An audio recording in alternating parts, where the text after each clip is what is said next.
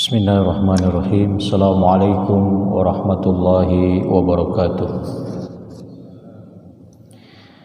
Alhamdulillah, wassalatu wassalamu ala rasulillah, wala hawla wala quwwata illa billah, ma ba'd.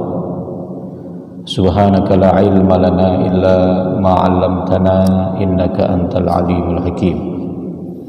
Allahumma ij'alna mimman yastami'una al-qawla fayattabi'una ahsana. Ma'asyiral muslimin, jamaah salat subuh yang dirahmati Allah. Alhamdulillah, kita bersyukur pada Allah Subhanahu wa taala pada subuh hari ini Allah beri kita kenikmatan untuk bisa menikmati salat berjamaah. Mudah-mudahan kehadiran kita dari rumah sampai kita nanti kembali ke rumah kita mendapat ganjaran dari sisi Allah Subhanahu wa taala. Amin. Salawat dan salam semoga selalu menjadi bacaan kita sehari-hari sebagai akhlak pribadi kita kepada Rasulullah, sekaligus untuk menjalankan perintah Allah sebagaimana perintahnya dalam Al-Quran, ya ayyuhalladzina amanu sallu alaihi wasallimu taslima. Wahai orang-orang beriman, bersolawatlah kalian kepada Nabi Muhammad dan juga bersalamlah. Pada kesempatan pagi hari ini kita melanjutkan kajian kita tafsir Juz Amma, Juz 30. Kemarin kita telah membahas surat Al-Humazah. Sekarang kita masuk surat yang ke-105, yaitu surat Al-Fil. Menurut para ahli tafsir, surat Al-Fil berdasarkan urutan turunnya adalah surat ke-19, walaupun susunannya di dalam mushaf urutan 105. Surat ini turun setelah surat Al-Kafirun. Berarti surat Al-Kafirun adalah nomor urut turunnya 18. Dan setelah surat Al-Fil turun surat Al-Falaq. Berarti surat Al-Falaq nomor urut turunnya itu surat ke-20. Al-Fil berarti gajah. Jadi banyak di dalam Al-Quran itu nama-nama hewan diabadikan oleh Allah sebagai nama surat. Misalnya ada An-Naml, surat semut. Ada Al-Baqarah, sapi betina. Apalagi Al-An'am, biasanya disebut dengan bahimatul an'am, yaitu binatang ternak yang digunakan untuk berkorban. Kalau pada surat Al-Humazah, pada bagian kedua dari surat itu berbicara tentang kengerian neraka Hutamah, sampai Allah menggunakan ungkapan wa ma adraka mal hutamah, yang mana ungkapan wa ma adraka ini menunjukkan bahwa sesuatu yang disebut setelah wa ma adraka itu tidak mungkin terjangkau hakikatnya oleh alam pikiran manusia. Jadi sangat ngeri sekali terkait dengan azab siksaan neraka Hutamah, di mana mereka yang masuk ke dalamnya, yaitu para Humazah dan Lumazah, yang bersamaan dengan itu sifat buruk mereka adalah jama'a malan wa addadah, mengumpulkan harta dan menghitung-hitungnya.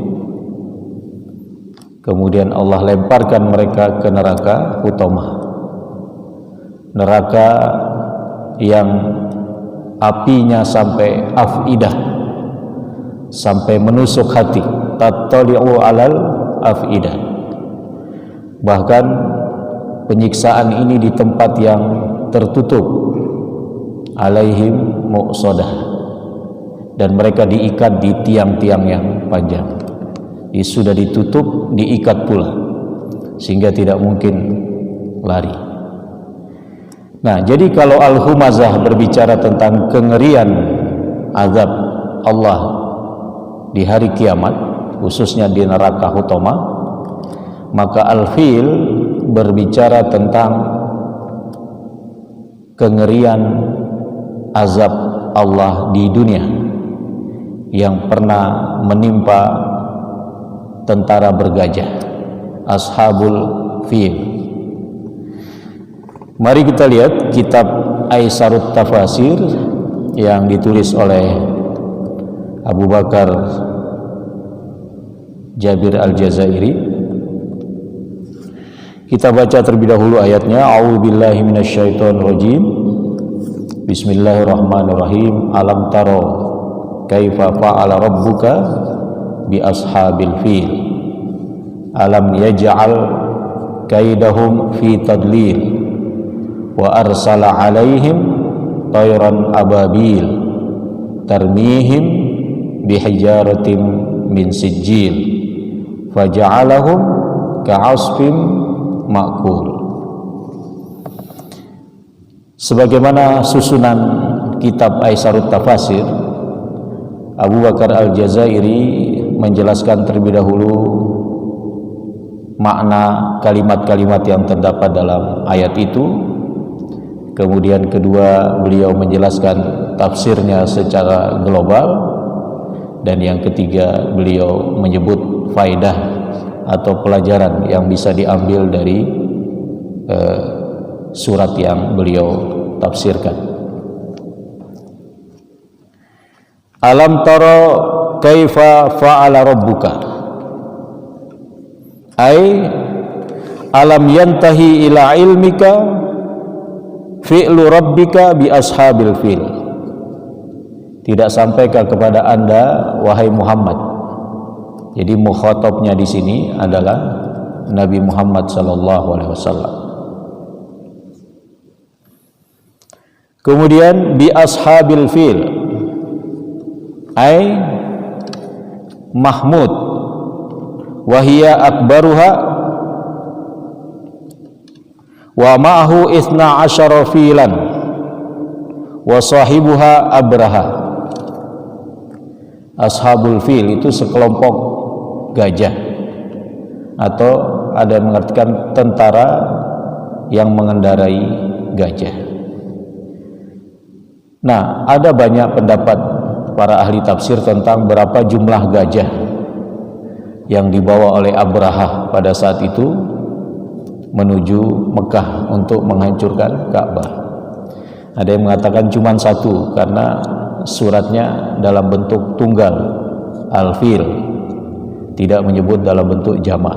Ada yang berpendapat 8, ada yang berpendapat 12. Nih, dalam tafsir Ibnu Katsir dijelaskan ada salah satu gajah yang paling besar diberi nama Mahmud. Mudah-mudahan nggak ada nama Mahmud ya di sini. Ya, jadi nama gajah yang paling besar yang menjadi pemimpin gajah-gajah yang lain yang dibawa oleh Abraha dari Yaman itu namanya Mahmud. Kemudian dikatakan di situ alam yaj'al kaidahum, ay qasiyun lihadmil Ka'bah. Kaid atau kaidun itu adalah rencana terselubung. Rencana terselubung. Kenapa Allah menggunakan kalimat kaid? Ya, kaidun, ada makar, ada kaidun. Padahal Abraha melakukan secara terang-terangan. Ya. Menurut para ahli tafsir, nanti kita akan bahas di bagian kedua, ada maksud tersembunyi di samping untuk menghancurkan Ka'bah. Jadi ada tujuan yang lain. Penghancuran Ka'bah itu hanya tujuan antara saja. Sehingga Allah menggunakan kalimat kaidun.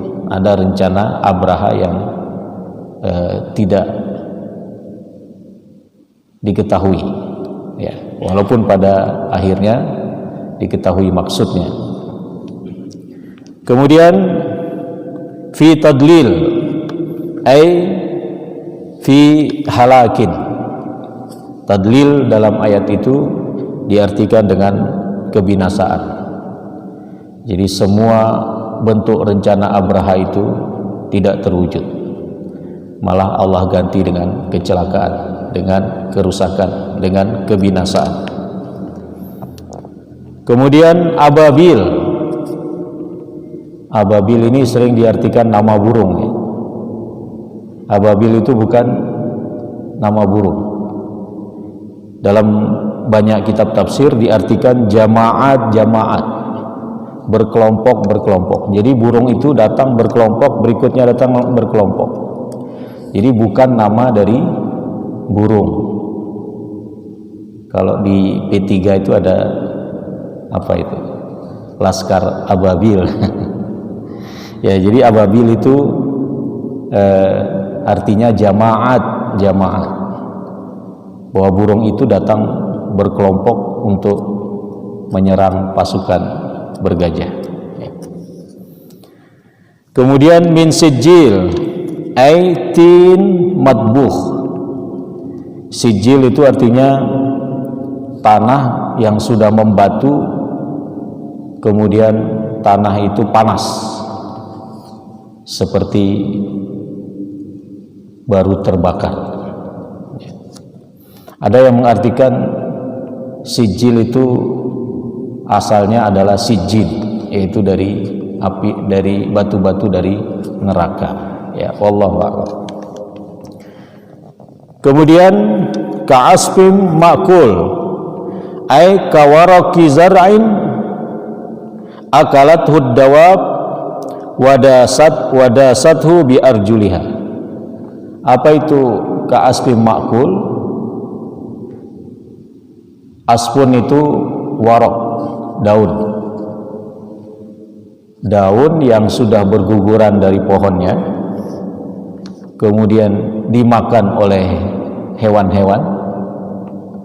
Setelah itu dimuntahkan oleh hewan itu, kemudian diinjaklah oleh hewan itu. Ini menggambarkan mayat atau akibat dari serangan burung yang dikirim oleh Allah itu secara berkelompok-berkelompok. Maka tentara bergajah yang dipimpin oleh Abraha itu mengalami kondisi seperti itu. Nah, disinilah letak kengerian azab Allah di dunia ketika sekelompok manusia ingin menghancurkan Baitullah, ya. Nah, itu tadi makna beberapa kalimat atau mufradat yang terdapat di dalam surat Al-Fil. Bagaimana maknanya secara global? Makna al-ayat. Qauluhu ta'ala, alam tara kaifa fa'ala rabbuka bi ashabil fil, ila qaulihi ma'kul hiya khamsu ayatin. Firman Allah mulai dari alam tara kaifa sampai dengan ka'asfim ma'kul itu berjumlah 5 ayat. Jadi surat Al-Fil itu jumlah ayatnya 5. Tadammanat al-hadis min hadisi halakin waqa'a amama wiladatin Nabi sallallahu alaihi wasallam. Menjelaskan tentang peristiwa yang terjadi sebelum Nabi Muhammad sallallahu alaihi wasallam lahir. Jadi peristiwa ini terjadi sebelum Nabi Muhammad lahir. Kira-kira abad ke-6 Masehi. Nabi lahir antara tahun 570 atau 571 Masehi. Memang tahun itu dinamakan Amul Fil, tahun gajah. Tapi di dalam Islam tidak ada tahun-tahun yang lainnya sebagaimana di dalam Cina ya. Ada tahun tikus, tahun naga dan lain sebagainya. Wa khulasatuhu anna Abraha al-Ashram, bahwa Abraha al-Ashram wali al-Yaman, pemimpin negeri Yaman, min kibali mulkul Habasyah, yang mana Yaman pada saat dipimpin oleh Abraha itu masih di bawah kekuasaan Habasyah, Ethiopia. Kalau kita bicara Habasyah, kita mengenal Najasyi yang melindungi orang-orang kaum muslimin yang hijrah ke Habasyah yang dipimpin oleh Ja'far bin Abu Thalib.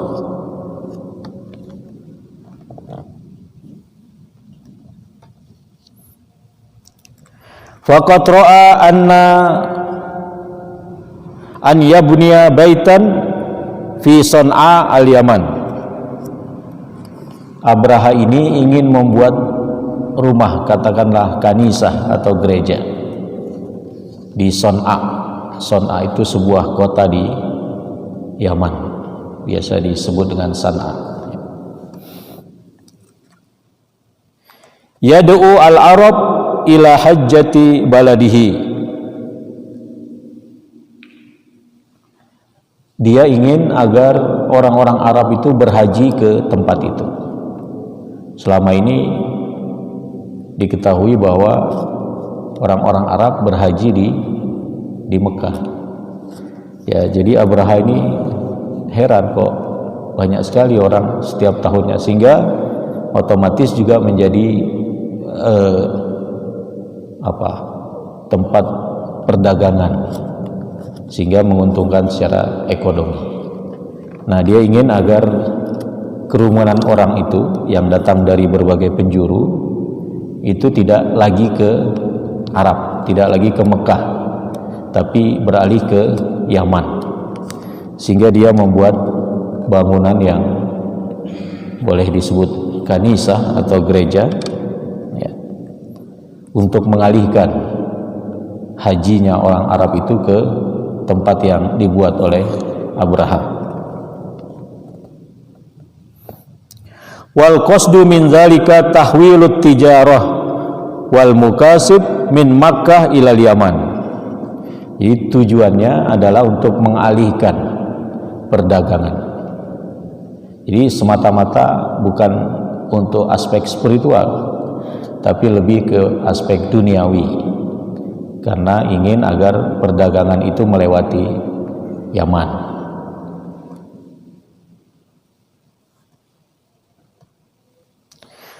Wa arada hadza 'ala al-Malik al-Habasyi fa wafaqa wa sarrahu dzalika.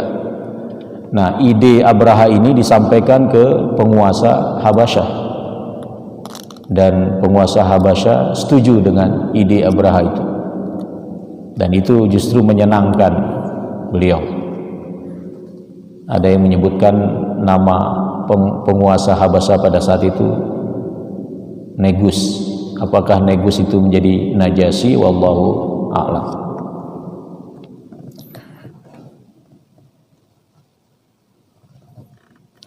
Wasammaha al-Kulais, ya, bangunan yang dibuat oleh Abraha ini diberi nama Kulais. Kulais itu berasal dari kolan suah. Yang kita pakai ini kolan suah. Kenapa bangunan itu dinamakan Kulais? Karena untuk melihatnya harus mendongak ke atas, sampai topinya itu harus diangkat karena saking tingginya. di samping tinggi megah. Ya. Jadi diberi nama bangunan itu Al-Qulais.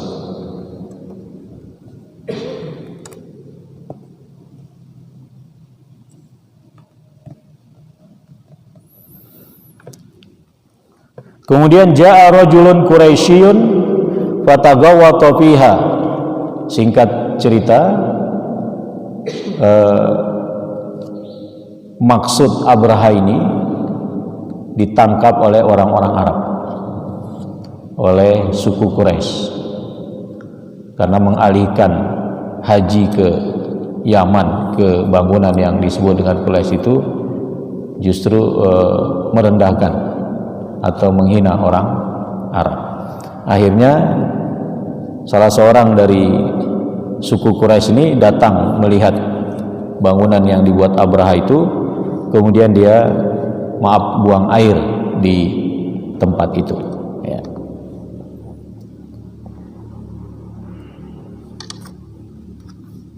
Kemudian dia juga mengotori judron. Judron itu dinding-dinding yang menghiasi keindahan dan kemegahan bangunan yang dibuat oleh Abraha. Falamma ra'aha Abraha al-Ashram bitilkal hal istasyata ghaizan wa jahaza jaishan li ghazwi Makkah. Keadaan itu diketahui oleh Abraha. Kok ada yang berani buang kotoran di bangunan yang dia buat, yang tujuannya untuk menyaingi atau mengalihkan perhatian bangsa Arab agar berhaji ke situ, kok malah dikotori gitu ya.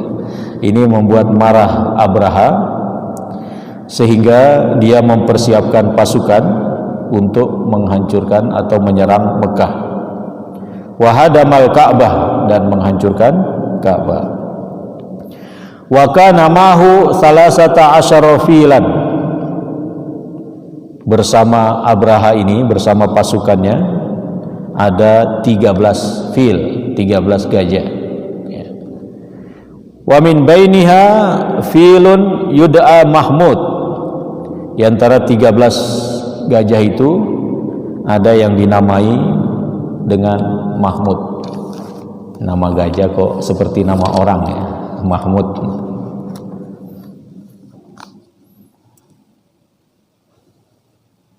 Wa huwa akbaruha. Nah, ini yang paling besar, gajah yang paling besar dari 13 gajah yang dibawa oleh Abraha. Menurut tafsir ini, ada yang berpendapat 8 dalam kitab tafsir yang lain, ada yang berpendapat hanya 1. Jadi orang Arab pada saat itu belum pernah melihat gajah. Jadi rombongannya saja sudah membuat mereka takut ya. Kok ada binatang sebesar itu ya. Yang mereka lihat selama ini kuda, keledai, onta, ya, kambing, sapi. Ya. Jadi melihat gajah belum pernah. Sehingga ini merupakan pasukan yang istimewa, pasukan yang luar biasa. Ingin menyerang Mekah dan tujuannya menghancurkan Ka'bah.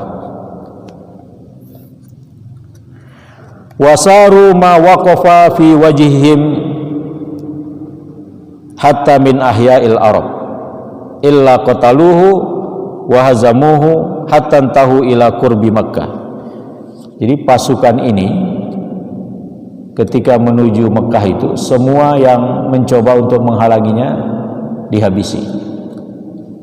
Ya, jadi perkampungan-perkampungan Arab yang mendengar akan ada serangan ke Mekah itu berusaha untuk melawan mereka. Tetapi perlawanannya tidak berarti. Jadi semua dikalahkan oleh pasukan Abraha. Sampai kemudian tiba di dekat Mekah. Wajarat safaratu bainahum wa baina Syekh Mekah Abdul Muttalib bin Hashim jaddun Nabi sallallahu alaihi wasallam. Nah, sebelum mereka memasuki kota Mekah, terjadi semacam diplomasi antara pemimpin Mekah saat itu, yaitu kakek Rasulullah Abdul Muttalib, ya, supaya Abraha ini mengurungkan niat untuk menghancurkan Ka'bah. Dalam riwayat lain disebutkan Abraha ini mengambil 200 ekor onta milik Abu Thalib, sehingga beliau datang sebenarnya untuk minta ontanya itu dikembalikan. Jadi Abraha kaget, ini orang kok lebih mementingkan ontanya daripada Ka'bah gitu ya.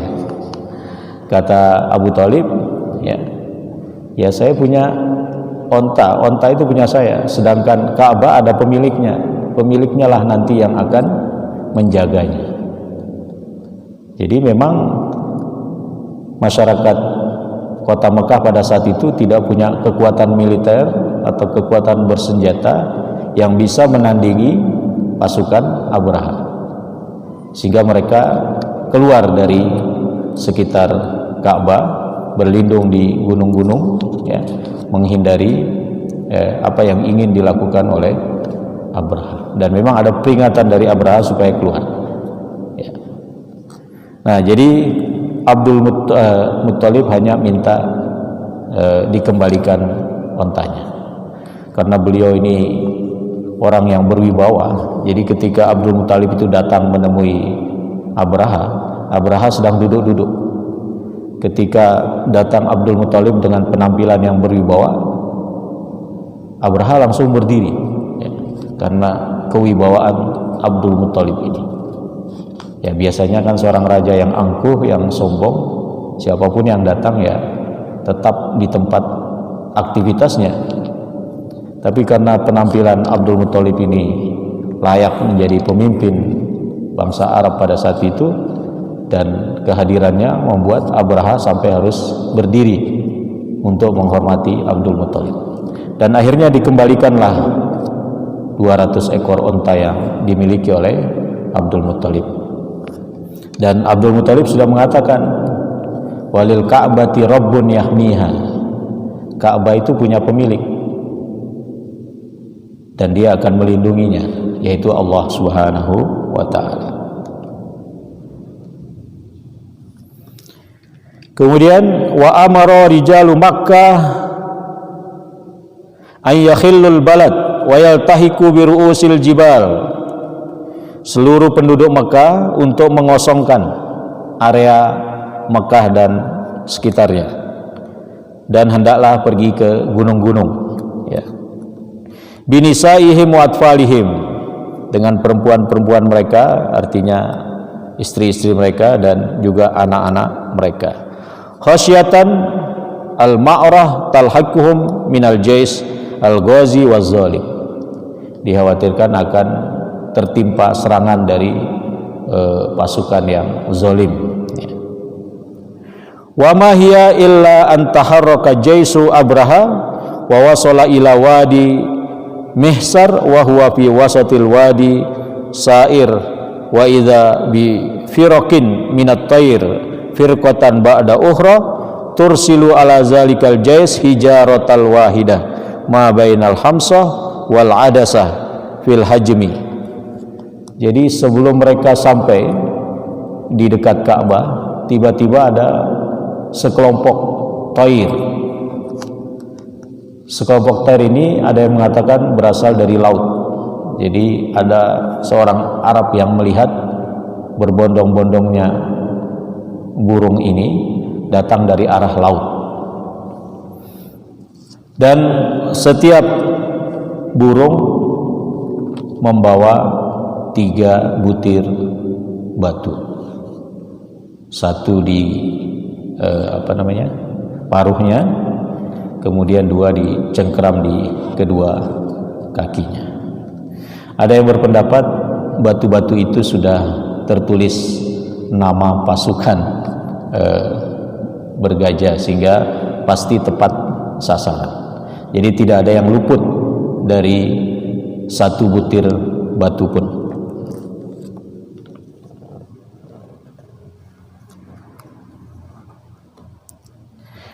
Wa ma taskutul hajarah ala rajulin illa daba wa tanasara lahmuhu setiap batu yang jatuh mengenai pasukan bergajah ini, maka daging-dagingnya akan keluar, artinya akan terpecah atau akan terpotong-potong lah, ya, saking dahsyatnya batu yang dibawa oleh Thair itu.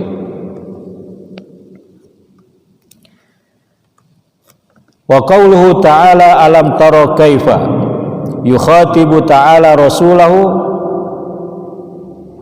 muzakkiran iyahu bi fi'lil al-jabbar fi ihlakil jababirah. Jadi ungkapan alam tara kaifa ini sebenarnya untuk menghibur Nabi Muhammad. Kalau pasukan yang kuat, pasukan bergajah yang dipimpin Abraha saja dengan mudah Allah hancurkan, ya, tidak ada partisipasi masyarakat untuk mencegah keganasan Abraha, ya, apalagi orang-orang yang mau menzolimi Nabi Muhammad. Jadi ini semacam penguat bagi Nabi, atau tasliyah, hiburan kepada Nabi, tidak perlu khawatir untuk menjalankan dakwah. Memang akan ada gangguan-gangguan, tapi gangguan-gangguan itu pasti Allah akan atasi dengan cara Allah, dengan kehendak Allah Subhanahu wa ta'ala. Apalah artinya bangsa Arab yang mencegah, yang menjadi pembenci dakwah Nabi dibanding pasukan Abraha. Pasukan Abraha yang hebat dan kuat itu saja mampu Allah hancurkan, apalagi dengan kelompok-kelompok Arab yang ingin menggagalkan atau mengganggu dakwah Rasulullah Shallallahu Alaihi Wasallam. Jadi pertanyaan itu bukan pertanyaan untuk meminta jawaban, tapi pertanyaan takriri, hitab takriri, istifham takriri, pertanyaan yang meneguhkan kepada Nabi bahwa ini penguat untuk beliau. Tentara Abraha saja apa yang dilakukan oleh Allah, mereka dihancurkan, apalagi yang di bawah kekuatan dari tentara Abraha itu.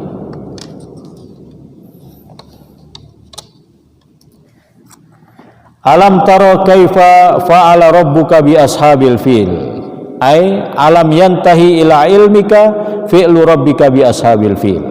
Tidakkah sampai kepadamu wahai Muhammad, karena Nabi Muhammad kan lahir setelah peristiwa itu, sudah tentu peristiwa itu menjadi viral, ya, di kalangan Arab, karena itu peristiwa yang luar biasa, dan itu membuat masyarakat Arab semakin menghormati Ka'bah,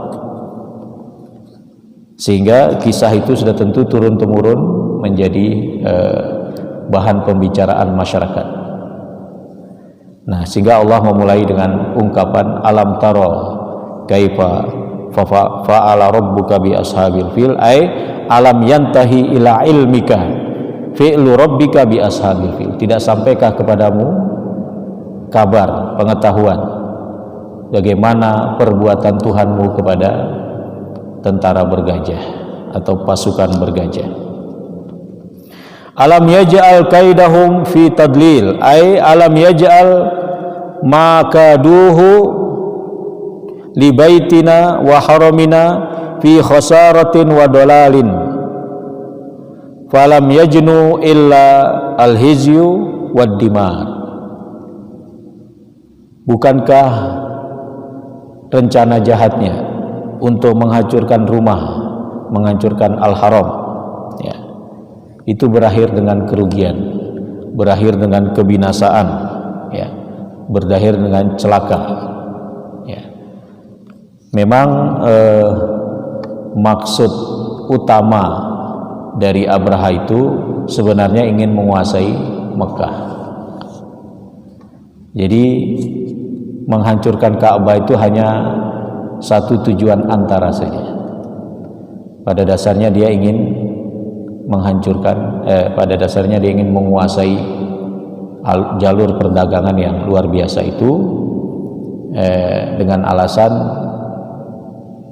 dia ingin menghancurkan Ka'bah, padahal tujuannya lebih dari itu, ingin menguasai Hijaz. Selama ini kan Hijaz itu belum dikuasai baik oleh Romawi maupun oleh Persia.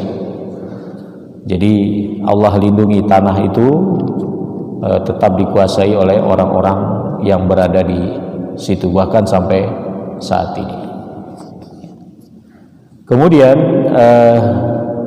ada juga yang berpendapat Abraha itu sengaja membuat bangunan ya, supaya nanti mengundang kemarahan orang Arab, sehingga apa yang diprediksi ternyata berhasil. Ada salah seorang Arab yang mengotori, dan setelah dikotori rumah atau bangunan yang dibangun itulah menjadikan langkah awal Abraha untuk menguasai Jazirah Arab atau Hijaz, dengan alasan ingin menghancurkan Ka'bah, karena salah seorang dari penduduk Arab sudah mengotori bangunan suci yang dibuat oleh Abraha sebagai tandingan yang ada di Mekah. Wa arsala alaihim tayran ababil, ay jama'at kanat tusyahid wa hiya tahruju minal bahri yushahiduha rijalu Makkah. Allah mengutus kepada pasukan ini tayran, burung ababil, yaitu kelompok-kelompok, sekelompok burung, kemudian setelah itu datang lagi kelompok burung yang lain, datang lagi berikutnya, dan seterusnya. Jadi ababil bukanlah nama burung. Ababil itu maksudnya bahwa burung itu datang berkelompok-kelompok. Nah, di sini dikatakan yusahiduha rijalun takhruju minal bahri yusahiduha rijalu Makkah. Burung ini keluar dari laut, dan ini disaksikan oleh orang-orang Mekah. Al-mu'tasimuna biqamamil jibal, yang mana mereka berlindung di gunung, kelihatan ya, karena gunung itu kan jangkauan penglihatannya tinggi sehingga bisa melihat lautan. Karena mereka berada di atas gunung, sehingga mereka melihat segerombolan burung yang keluar dari laut secara bergantian. Kullu ta'irin yahmilu salasata ahjar, setiap burung ini membawa 3 batu. Wahidatun biminqarihi wa isnatain bimikhlabaihi. Jadi letak 3 batu itu, 1 di paruhnya, 2 di kedua kakinya.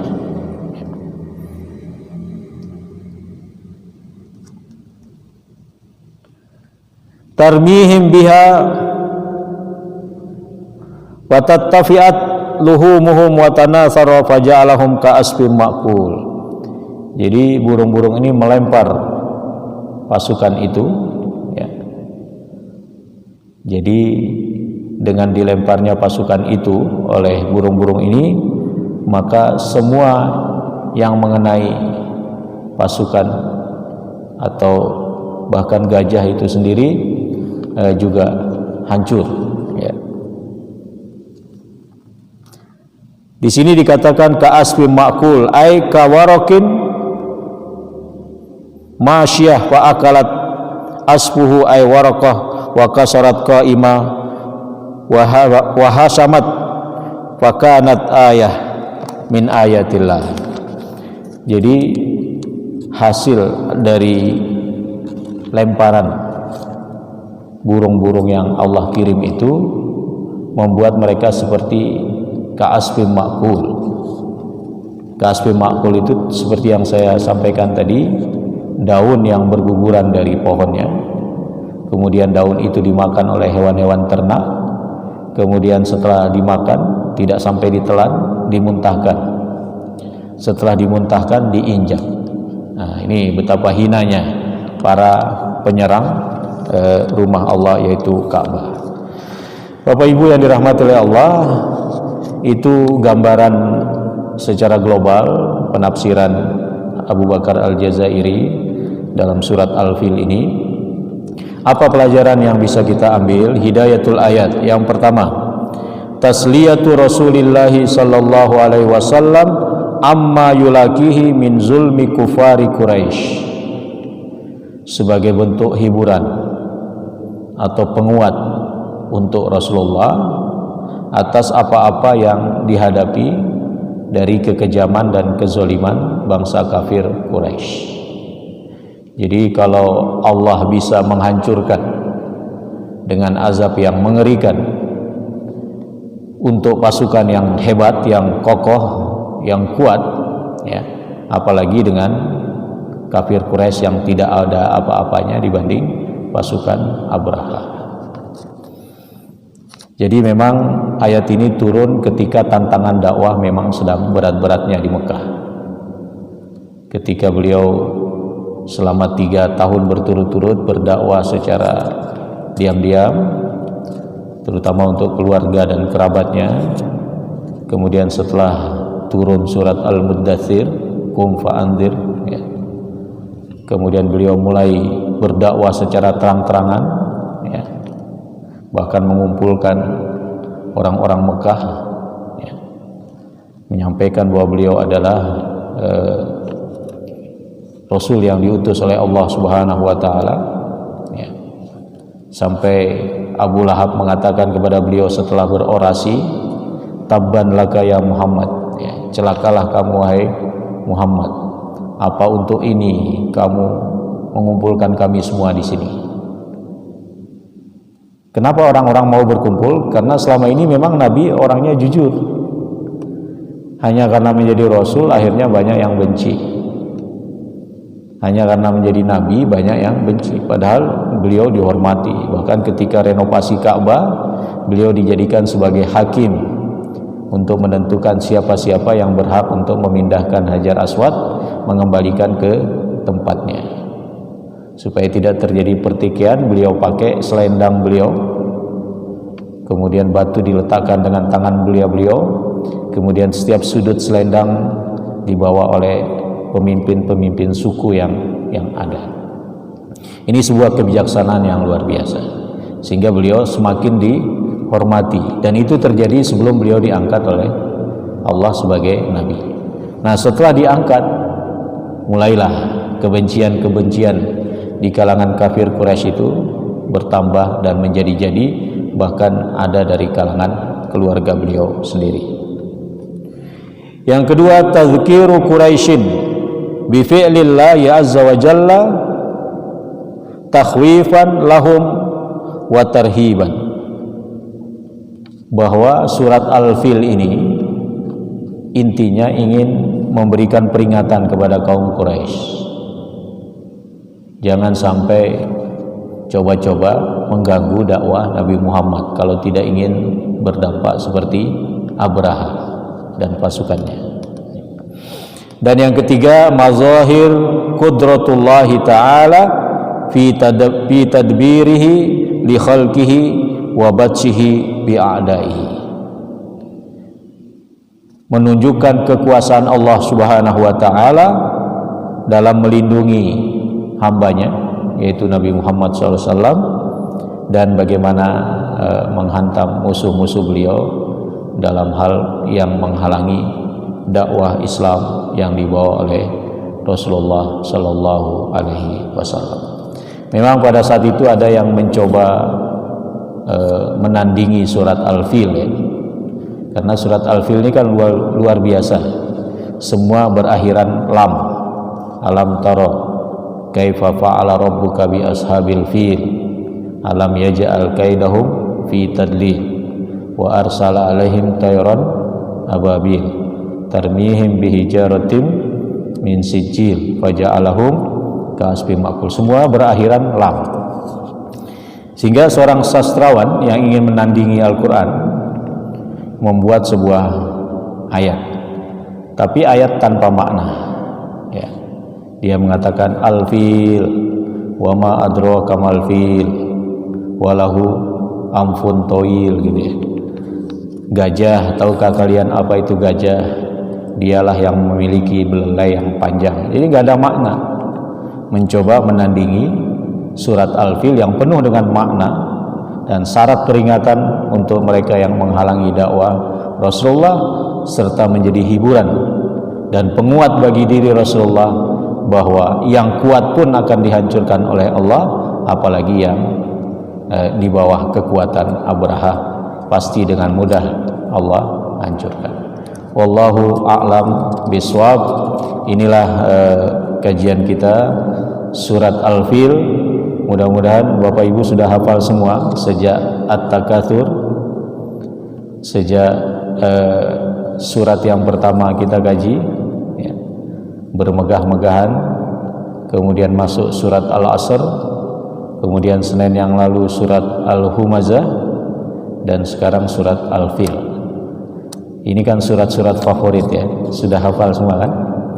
Jadi kita berharap di samping kita membaca Al-Quran, kita juga menghafal Al-Quran dan melakukan tadabbur atas ayat-ayat Al-Quran. Insya Allah, jika Allah mengizinkan, Senin depan kita masuk ke surat berikutnya, surat Quraisy. Ya, surat yang cukup singkat, tapi juga masih berbicara tentang masyarakat Arab, suatu kaum atau suku yang cukup disegani dan menjadi pemimpin dari suku-suku yang ada pada saat itu. Wallahu a'lam bishawab. Mudah-mudahan ada manfaatnya. Terima kasih atas perhatiannya, mohon maaf atas segala kekurangannya.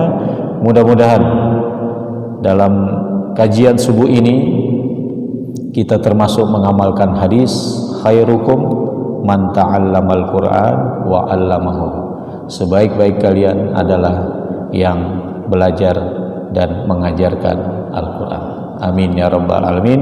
Subhanakallahumma wa bihamdika asyhadu an la ilaha illa anta astaghfiruka wa atubu ilaik. Assalamualaikum warahmatullahi wabarakatuh.